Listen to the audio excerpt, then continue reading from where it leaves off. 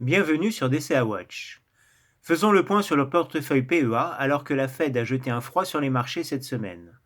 Pour rappel, il est composé d'actions de grandes entreprises françaises dans des secteurs d'activité différents, leaders en Europe, et qui offrent un bon rendement avec des fondamentaux solides. Et la majorité est estampillée ESG, c'est-à-dire écologie, sociale et gouvernance. Bien sûr, ceci n'est pas un conseil en investissement, mais juste un partage d'expérience. Depuis son dernier plus haut en janvier 2022, le CAC 40 a perdu 3% en un an et demi. J'ai souligné les titres qui me semblent indispensables pour constituer un portefeuille restreint destiné au petit budget. Danone, AXA et L'Oréal ont suivi la même évolution que le CAC 40. Par contre, la Française des Jeux et Veolia ont nettement sous-performé. Et les 6 autres titres ont progressé entre 9 et 16%, avec Sanofi, Total et Vinci dans le trio de tête. Ce comparatif permet de constater l'impact de la remontée des taux depuis 2022. Comparons-les maintenant avec le plus haut de 2020 avant la crise du Covid.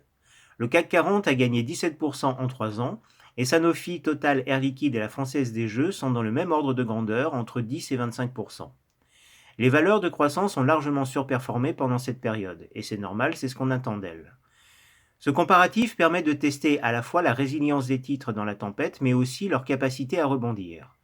Or, AXA, Veolia et Vinci se sont contentés de résister sans apporter de croissance à leurs titres. Par contre, Danone et Orange, avec une perte de 20%, sont clairement décevantes, surtout pour des valeurs défensives.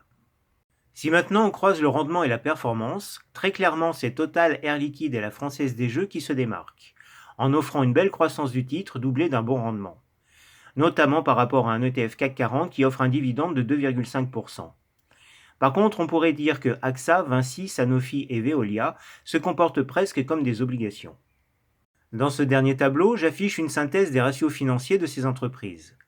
Dernièrement, j'ai fait 2 tutos pour l'expliquer en détail.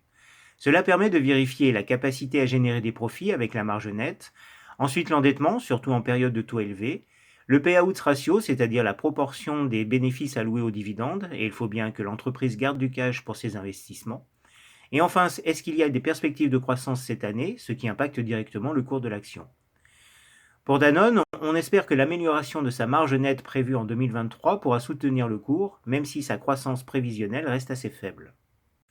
Regardons maintenant le CAC 40.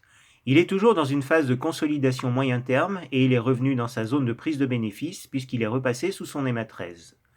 Le marché français est revenu sous son plus haut de 2022 et il se rapproche maintenant de son EMA 34. La tendance se dégrade et le CAC 40 pourrait facilement revenir sur les 7000 points.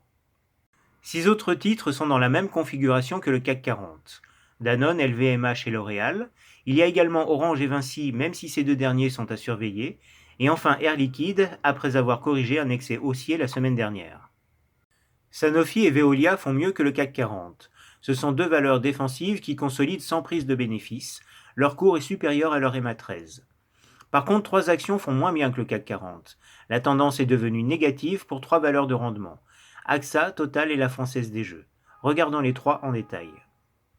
AXA vient tester ses supports entre 25 et 26 euros, doublé en plus par la Senkubei d'Ishimoku en pointillé bleu sur le graphique. On revient au même niveau qu'au mois de mars avec les incertitudes sur les banques. S'ils sont cassés à la baisse, on pourrait facilement revenir sur la dernière zone d'achat autour des 23 euros. De son côté, la Française des Jeux vient tester son support des 35 euros, qui lui aussi est doublé par la Senkubei d'Ishimoku. S'il le casse à la baisse, le cours pourrait revenir vers les 30-32 euros dans sa dernière zone d'achat fin 2022. Enfin, Total est descendu au bas de son range entre 52 et 60 euros. S'il casse ce dernier support, une fois de plus doublé par la Senkubei d'Ishimoku, le titre pourrait revenir vers les 46-48 euros, c'est-à-dire au niveau de sa précédente zone de distribution. Pour rappel, la dernière zone d'achat se situe autour des 40 euros en septembre 2021, ce qui fait quand même une plus-value de 30%. Donc, pour résumer, on peut dire que le marché français, après avoir fait une très belle performance depuis le début de l'année, est aujourd'hui dans une phase de consolidation. Et certains titres, comme on l'a vu, sont même passés en territoire négatif. D'autre part, on a pu vérifier que le portefeuille PEA dans sa globalité a bien résisté à la crise du Covid et à la remontée des taux.